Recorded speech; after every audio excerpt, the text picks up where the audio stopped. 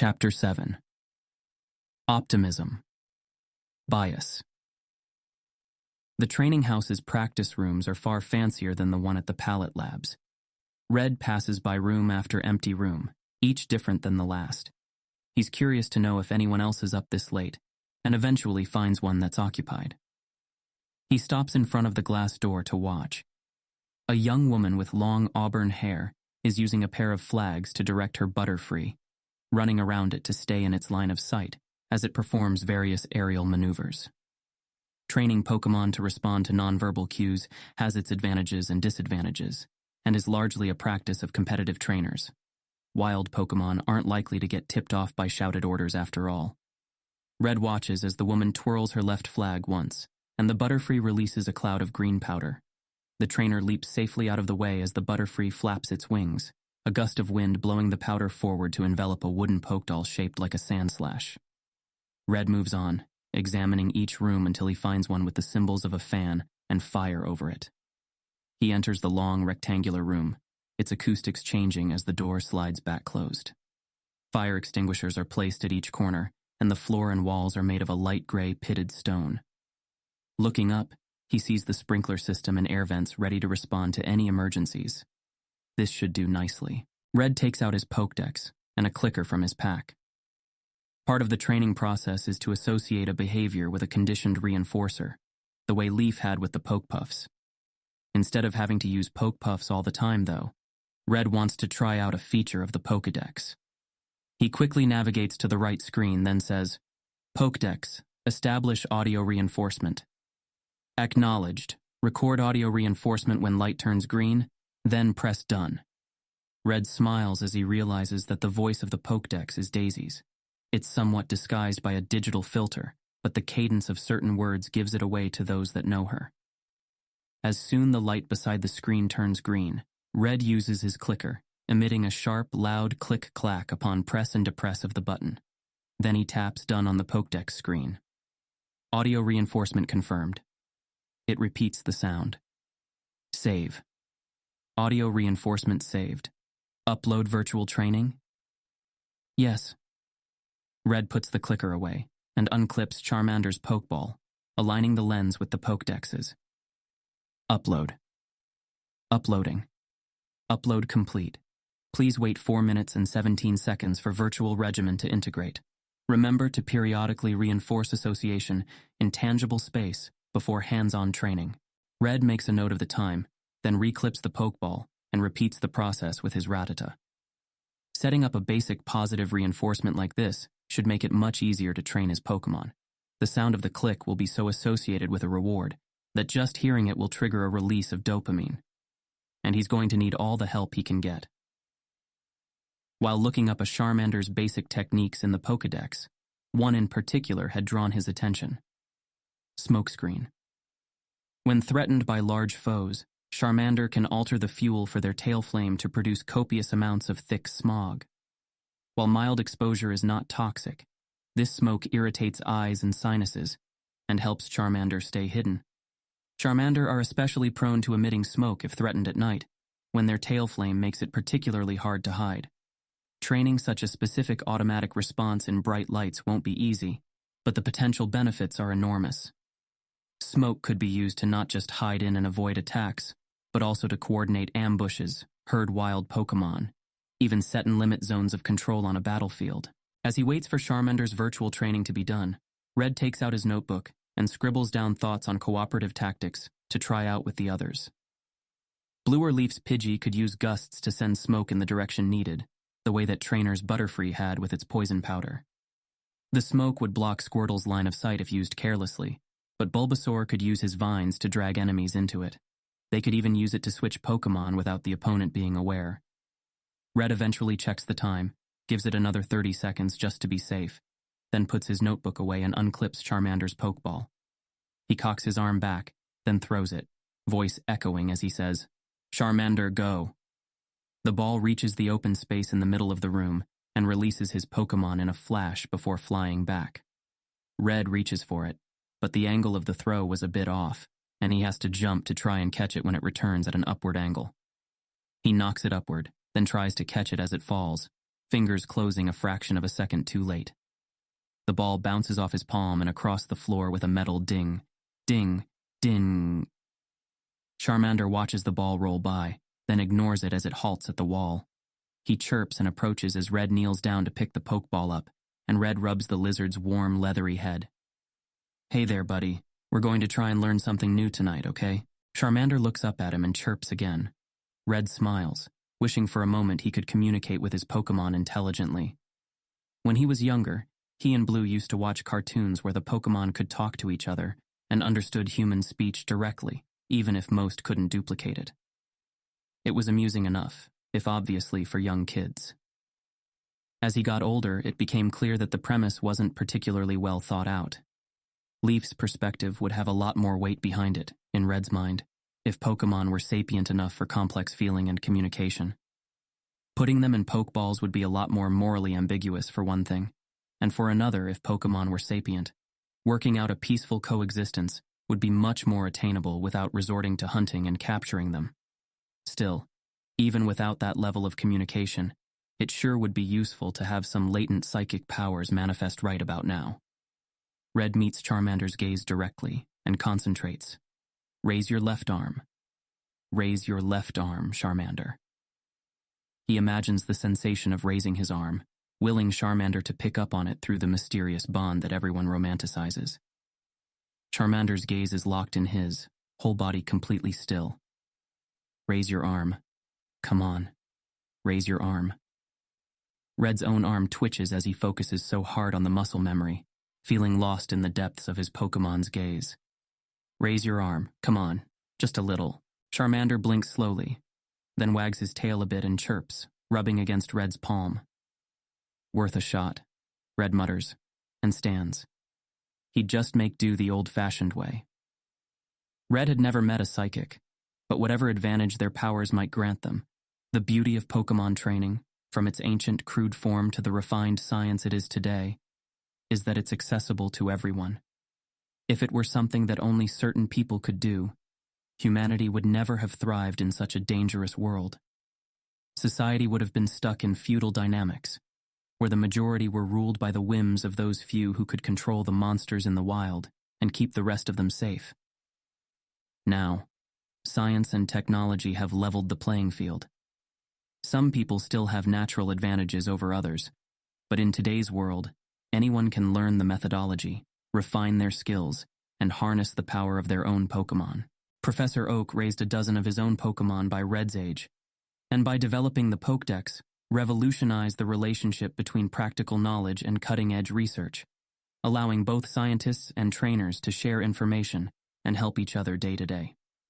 Elite Agatha was the first trainer who didn't keep their mysterious affinity with ghost-type Pokémon secretive, and she opened a school at the age of 13 to help teach others how to deal with and train them, even without psychic powers.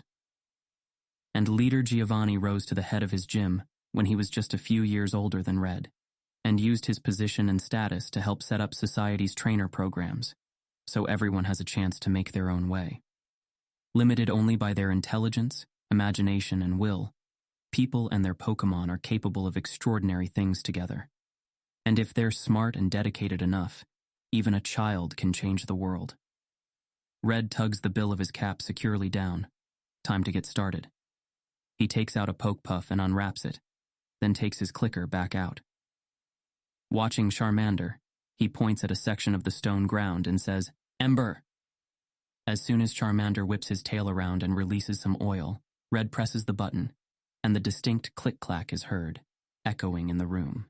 His Pokemon's attention sharpens, and Red feeds him a bit of poke puff. Good boy. After Charmander finishes, Red does it again and again. Each time he feeds Charmander some puff, it reinforces the association between the click and a reward, tying the two together so that just hearing the click is enough to signal satisfaction and pleasure. After the puff is all gone, Red goes to the end of the room and opens a closet in the wall. Inside are a number of training supplies, and he lifts out a large Raiden poke doll with both arms. It's made of the same flame-retardant foam as the one from that morning's training, and weighs about as much as his backpack. He brings it over to the left side of the door and sets it down in front of Charmander, who immediately becomes alert. Red steps behind his Pokémon as Charmander's tail blazes, and the fire lizard watches the sudden threat warily, claws extended. Red gets an Arcanine Pokédoll and puts it to the right side of the door, using his body to hide it from Charmander as he walks past him. When he puts it down, Charmander suddenly chirps in alarm, and Red jumps back as his Pokémon rushes forward to defend him, flicking some fire at the new threat. Stop! Charmander goes still, and Red immediately clicks again. Red's Pokémon growls at the two large simulacrum, but stays his fire. Good job, Charmander. Now smokescreen. Smokescreen, Charmander. Red's finger hovers over the clicker button, waiting. Waiting. Smokescreen. Smokescreen. Smokescreen. No smoke comes. Any second now, Charmander, Red mutters, and his Pokémon's head twitches. Red chides himself for confusing him, and wonders how long he should wait. He wants the behavior to be associated with the word, but just repeating smokescreen over and over is feeling a bit foolish.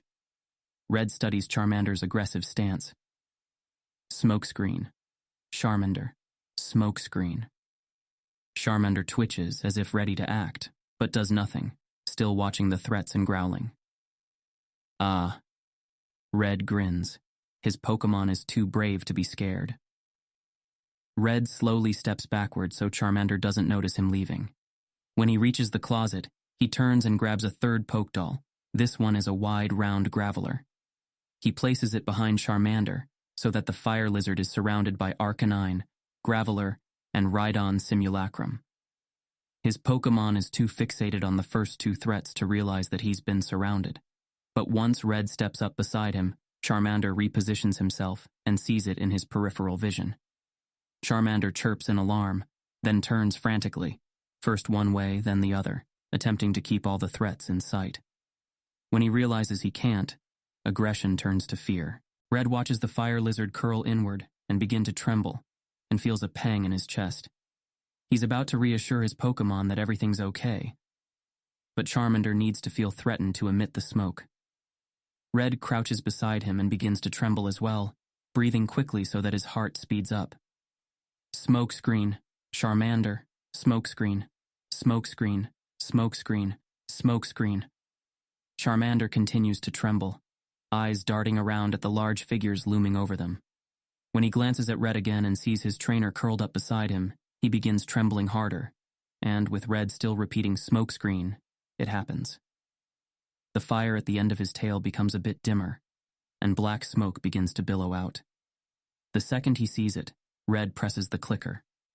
Charmander's head rises, and Red rubs his head. Good boy.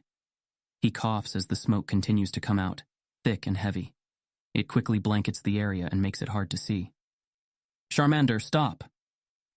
Charmander goes still, but the smoke keeps coming out. Uh-oh. Red picks Charmander up and walks around, trailing the oily smoke from Charmander's tail. He says stop every few seconds, checking to see if Charmander's tail stops emitting smoke. Even outside of the main cloud, Red's nose wrinkles when he inhales.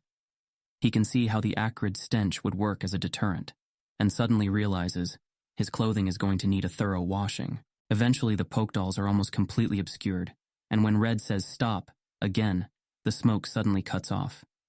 Red presses the clicker. Good job, Charmander. His eyes water, and he resists the urge to rub at them, peering around in the thick smoke. That was fast. Red walks over to the fan controls and puts Charmander down. The thick smog combined with his watering eyes makes it hard to see, and Red feels along the wall with his eyes closed, navigating for the right button by memory. 1, 2, 3, 4. The fans rev to life and begin sucking up the smog. Red's clothing and hair whips about, and Charmander gives an alarmed roar as his protective cover is quickly drawn away. Charmander tenses as he watches the three Pokédolls slowly come back into view. Red puts his finger over the clicker button, waiting. Charmander, smokescreen, smokescreen, smokescreen. Click, clack. Good boy. Red watches the smog rise, thin and long as the fans immediately suck it away. How long can he keep that up? Stop, Charmander. Charmander glances at him, but then turns back to the poke doll, growling quietly. Red wonders if the sound of the fans are distracting his Pokémon, and turns them back off. Unfortunately, that just causes the smoke to quickly obscure Charmander again. Red curses quietly. He needs to be able to tell the moment Charmander feels safe enough to stop producing the smoke, so he can reinforce him stopping, and now the smog is completely surrounding him. Shit. Red crouches down and picks Charmander back up with one arm, the lizard's smooth hide warm to the touch. His Pokémon startles, and pain suddenly lances through Red's side and arm. The lizard's claws have sunk in, mostly stopped by his clothes' armor mesh, but the tips still piercing through. Ow! Ow! Ow! It's okay, Charmander, it's just me! Ow! Red walks gingerly forward, ignoring the pain as best he can as he keeps the smoke cloud behind them, glancing back and saying, "Stop," occasionally to see if Charmander complies. Charmander's tail stops emitting the smoke shortly after they're past the poke dolls, and Red clicks. Good boy. He looks back to see an obscuring cloud of black smoke filling the rest of the room once again. Red sighs and puts Charmander down, wincing as the lizard's claws exit his flesh. He can feel blood trickling down his skin from the pinpricks. Charmander looks at the bloodstains on his sleeve and makes a low crooning sound, stepping closer and licking at one. Ow, hey, it's okay. My fault for making you so scared.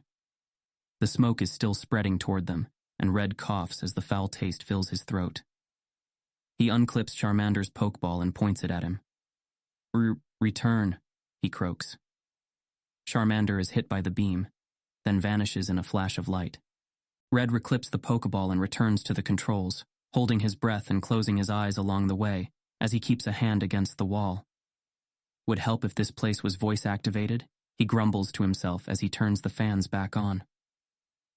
Red takes a deep breath as the air clears for the second time, and a sudden dizziness makes him sink down to the floor. Alarmed, Red takes off his pack and lifts his shirt to examine his injuries, wondering if he's bleeding more than he'd realized. They're not particularly deep, however, and he realizes he's probably just losing his second wind. Red relaxes and digs out a potion from his bag to disinfect and coagulate the wounds. Some paper towels serve to wipe up the blood, and once he feels the tender scabs already forming beneath his fingers, he puts his shirt back on. The steady hum of the fans provide a soothing ambiance. Red rests his head against the cool wall as he takes deep breaths of clean air and considers the training so far. The next step is to test and see if the click and command would get Charmander to produce smoke in reaction to a less obvious threat. If so, he would reinforce that, and then wean him off the threats altogether until he responds just to the command and click, and finally, just the command alone. He has to work on the stop command too. Maybe such an internal activity isn't so easy for Charmander to stop on command, or maybe it takes a few seconds for the smoke to stop being produced even after Charmander responds to the command. A delay like that would make it much harder to judge the progress of the training. Hey, you all right? Red snaps out of a light doze to see the auburn-haired girl standing in the doorway. He hadn't heard it open over the fans. Hi, yeah, I'm fine, thanks. Just tired. Ah, okay. I was walking by and just saw a sprawled pair of legs. Red smiles. Taking a quick rest, all finished with your Pokémon? Yeah, we're headed to bed. Long day tomorrow. She notices the spots of blood on his shirt. You sure you're okay? Positive. Just scared my Pokémon a bit, that's all. He didn't mean it. She nods. We've all been there. It's something of a rite of passage, and happens all the time when teaching something new. Just be glad it wasn't more serious.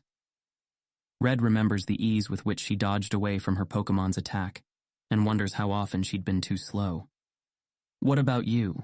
Were you teaching your Butterfree something new or just practicing? There's the briefest of pauses before she says, just practicing. And Red feels a stab of annoyance. Some of the biggest arguments he'd gotten into with Blue had been about competitive trainers' habit of secrecy. Most are loath to share the methodology behind the amazing feats their Pokémon perform. Each unique insight or training strategy they reveal, being one less advantage against potential rivals. It's partly why they're often looked down on by other trainers, especially academics, and why gym leaders are so respected in contrast for opening their doors to teach what helped them become so skilled. Sorry, that was rude of me, Red says into the awkward silence. He rubs his eyes, still irritated from the smog. Like I said, I'm a bit tired.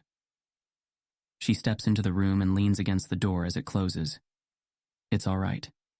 Even at 1 a.m, it's silly to expect complete privacy in a place with glass doors. Ah shit, it's already that late?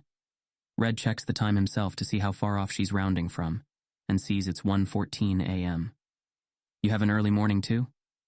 That was the plan. Better head back up then. He considers it. Postponing the training until tomorrow probably wouldn't hurt. They're likely to spend most of it in the city anyway. Eventually, he shakes his head. I want to finish up first. She raises a brow and folds her hands behind her back, resting against them. Something big going on tomorrow? Not really. Why the rush then? Red considers the question a moment. If I said optimism bias, would you understand what that meant? Not really, she says. I mean, I know what optimism is, and I know what a bias is. Red scratches his hair beneath his hat, then takes it off and turns it between his hands as he organizes his thoughts. Okay, well, basically studies in psychology have shown that people tend to be overly optimistic about things involving themselves. Like what? Like this training I was doing. Part of optimism bias is something called the planning fallacy. Experiments show people usually underestimate the time and cost involved in a task they need to complete, and assume the best results. She smiles. I'm a bit guilty of that myself. We all are. Optimism bias affects more than just things we plan for. We also underestimate how dangerous life can be for ourselves. I walked here with a couple friends from Pallet Town yesterday, and within a few hours we were attacked by a large group of ratata. The girl's eyes widen a bit. How large? 8, I think. She whistles. Good thing there were 3 of you. Yeah, we knew that sort of thing could happen, even on the main roads where most dangerous Pokémon have been cleared away or chased off. But it was still a shock to experience it, even as our training kicked in. You didn't use any repellent? We didn't think we'd need to. The odds of something dangerous happening our first day out just seemed so unlikely. But if someone had asked me whether someone else might have a dangerous encounter their first day of traveling, I'd say it doesn't matter if it's their first day or their 100th. The statistics are the statistics. The young woman is quiet for a moment. One hand absently tucks some hair behind her ear as it's displaced by the overhead fans. What about Tier 3 threats? People worry about those all the time, even though the odds of them dying to one are really low compared to some more common dangers. Red nods. There are some exceptions, mostly because of heuristics that fool our pattern-seeking minds. We don't tend to hear about every person that dies on the road, because it happens fairly often, all things considered, and are quiet tragedies.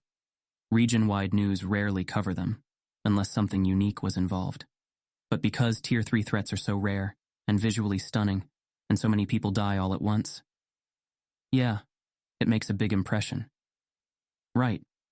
And that's doubled by the huge media exposure they get. In general, we just don't consider ourselves subject to the same statistical probabilities everyone else is. If asked, we'd probably never say something so egotistical.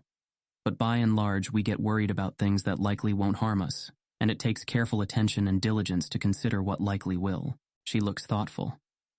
And we spend millions to try and stop Tier 3 threats. Yeah, we could be spending that money to build more ranger outposts, set up more sensors along major roads. It would probably save more lives per dollar spent. He sees her cover her mouth as she yawns, which sets off his own, jaw cracking. Sorry, I didn't mean to start soapboxing. I tend to talk a lot when I'm tired. She's looking at him with a slight frown. How old are you anyway? I'll be 12 next month. Just started training?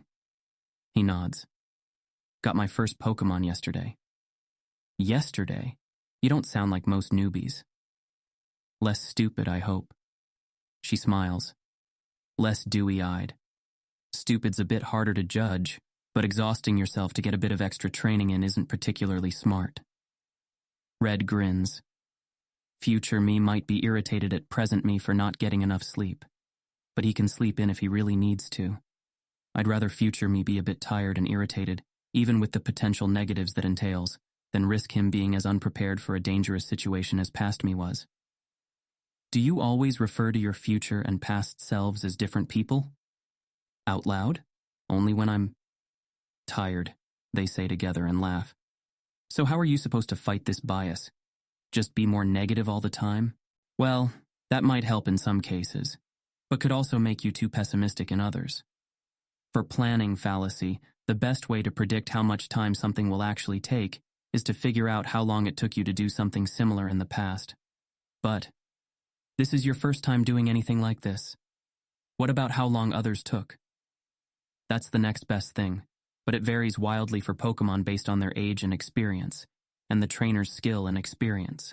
The estimates I saw for Smokescreen varied between an hour and 10. She chuckles. So you assumed it would take an hour? Hoped, yeah. Red stretches his arms, then covers a yawn and forces himself to his feet, before exhaustion overtakes him completely. Whatever tomorrow brings, I want to be ready for it, and once I've thought of a way to be, I can't just ignore it. Leaving an optimization task unfinished is like leaving a splinter in my toe. It might not bother me constantly, but every time I'm reminded, it'll be just as frustrating as the first time. And if I'm in a situation where I need to run, I'll really regret not just taking it out when I could. She watches him thoughtfully as he gets a crick out of his neck. Well, I guess I'll reserve judgment until we see how well that works for you. She smiles and extends a hand. I'm Amy. He shakes it. Red, nice to meet you. You too. Good luck with the training and hope you get some sleep eventually. He smiles. Me too. Have a good night. She waves and closes the door behind her.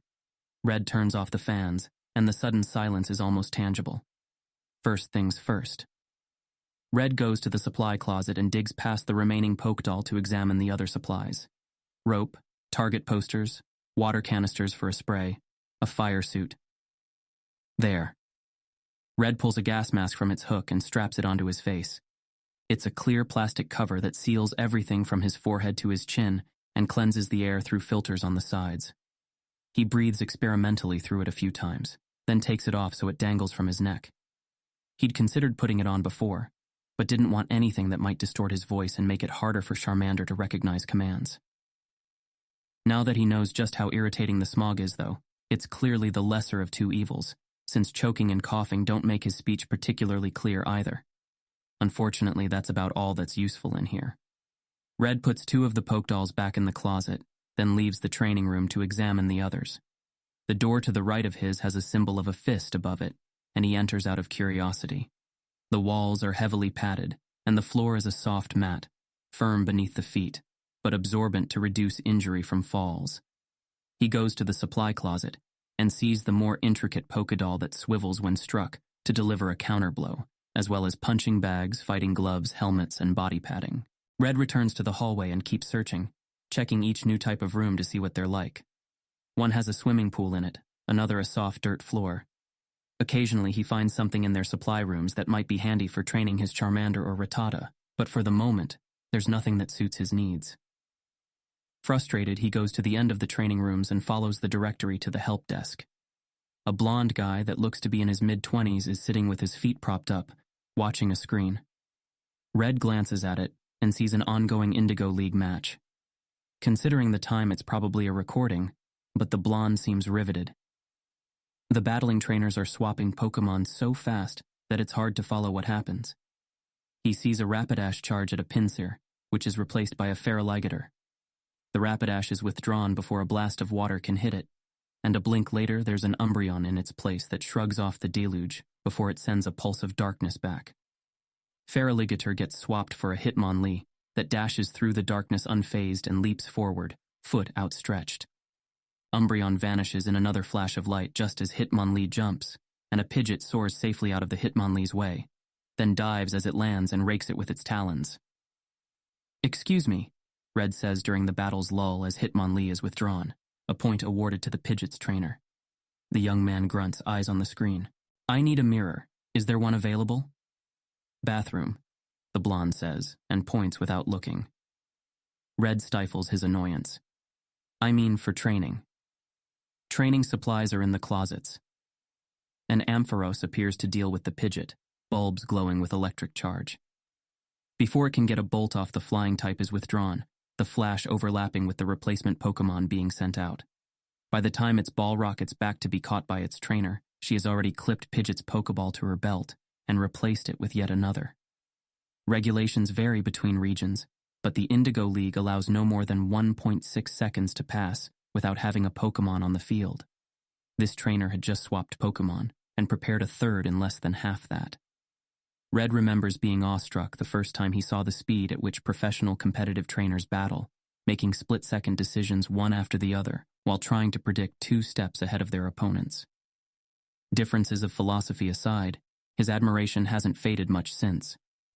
I know that, but there aren't any in them, Red says, tearing his gaze from the screen. Sorry. The receptionist takes a drink from his soda can. As far as Red can tell, he still hasn't so much as glanced at him. Red feels his exhaustion fading as his blood pressure rises. He takes a deep breath, then lets it out. The cheap desk placard says, Mitchell, and he puts on his most friendly but forceful voice. Can you pause that for a moment, please, Mitchell? Mitchell sighs and stops the recording before turning to him at last, boredom giving way to irritation. What do you want, kid? I told you the supplies are in the closets. Sorry, I'm a little tired, and this is my first time at a trainer house. Making enemies isn't going to help him, and he doesn't have time to waste if he wants to get any sleep tonight. What match was that? It looked pretty intense. After a moment, Mitchell's frown softens a bit, and he glances at the screen. That was Alicorn's last summer qualifiers from earlier tonight. She's headed to Johto next week.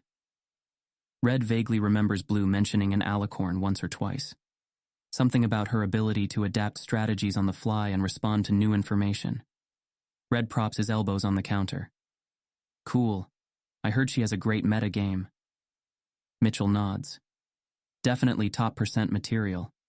You see her match against Blaine last month? No, I guess I missed that one. Oh man, that was intense. You gotta check that out. Noted. Red glances around at the cluttered desk. So you work here all night? When I draw the short straw. Must be boring. Some nights go quicker than others. Mitchell scratches the stubble on his jaw. So what were you looking for again? I need something that will let me see my Pokemon without him seeing me. We've got observation rooms with a one-way mirror. I'd prefer being in the same room, maybe a mirror and something to attach it to the ceiling. Ah, well, I don't think we have anything like that. What do you need it for? Red sighs. I'm training my Charmander to put up a smokescreen on command, but they need to be afraid to do it. I want to trigger it in different ways, so he's used to responding to it during emotions other than feelings of helplessness. So was thinking of hiding behind a poke doll, throwing Charmander's ball to the other side of it, then shaking the doll and yelling to surprise him into emitting the smoke, which I'd then reinforce. But I can't see him if I'm behind the poke doll, so I won't know when to reinforce his behavior, and if I pop my head out to look, he'll see me. So I figure I'll stick a mirror on the roof and use that, since he's not likely to look up. Red sees Mitchell's skeptical look. What? You don't think it will work? Well, work or not, it's pretty much the most convoluted way to go about it that I can imagine. Why does it matter if he sees you? He's really protective. I think if he sees me behind the poke doll, he'll just think I'm in danger and attack. Red shrugs.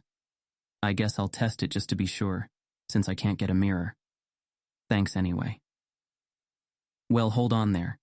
You won't need the mirror if you've got someone else to do the shaking. Red blinks as Mitchell gets up and walks around the counter, placing a "Be Right Back" sign up. Are you volunteering? Sure, my butt's getting sore anyway. Hey, thanks. No prob. Shouldn't take long. Red frowns. Actually, that's what I thought, but there's an aspect of optimism bias called the planning fallacy. Yeah, Mitchell says, already heading toward the training rooms. Come on, let's go scare the smoke out of your Pokemon. Red sighs and follows. Mitchell is clearly looking for an excuse to do something more exciting than sit at his desk, But Red doesn't want to get the guy in trouble. It'll be easier with help, he reasons. Another hour at most. Hour and a half, maybe. Another hour at... Red feels for his pokeball pouch, drawing another sphere out and enlarging it. There, just ahead between the trees. Now! He throws, the ball missing by an inch as the mythical Pokemon makes a sharp turn. He gasps in exasperation and exhaustion, pumping his legs harder to keep up as the mysterious creature pulls further ahead. He can't let it get away. Such a rare find has to be studied. He reaches for another ball and throws it, hitting a tree trunk. He tries to run faster, arms pumping at his sides as he leaps over fallen logs and ducks between thorny bushes. Hey, Snorlax, you getting up any time today? Red opens his eyes a crack, momentarily nauseous from disorientation. He shifts his head to squint over his shoulder at Blue's silhouette. His skull feels like it's full of cotton, and his thoughts crawl over each word one by one until he can comprehend them all together. Time. Almost 8. It takes Red a full second to subtract 4 from 8 to calculate how long he slept.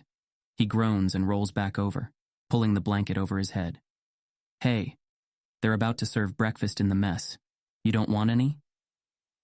A quick check with his hierarchy of needs pyramid confirms that sleep is etched much larger than food at the moment. Maybe later, Red mutters, already drifting off back into his dream. The Pokemon is so close he can almost make it out. Four-legged and blue, or is it purple? Suit yourself. Guess I'll just borrow this hat if you're not using it. Alarm blows Red's dream to fragments. He cranes his head over his shoulder again to see Blue walking out with his red and white cap on. Red's hierarchy pyramid pops up again, with hat now overlaid at an angle across every level. Red tries to roll out of bed, and only succeeds in turning over, his arm making a weak throwing gesture to capture the thieving demon as he walks toward the door. Back, Red wheezes, searching blearily around the bed for a pokeball. I'll save a plate for you. Exhaustion overcomes his outrage, and Red's eyelids slip back down, arm trailing over the edge of the bed as he drifts back to sleep. Damn it, past Red.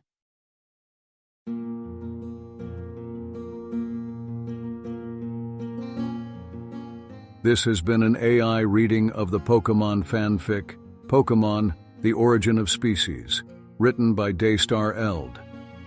If you enjoy this work, please visit patreon.com/daystareld, where you can support the author. Additionally, if you enjoyed this podcast and wish to help support the creation of others like it, you can visit patreon.com/askwhocastsai, where we are releasing episodes 4 weeks in advance of the regular feed. Thanks for listening.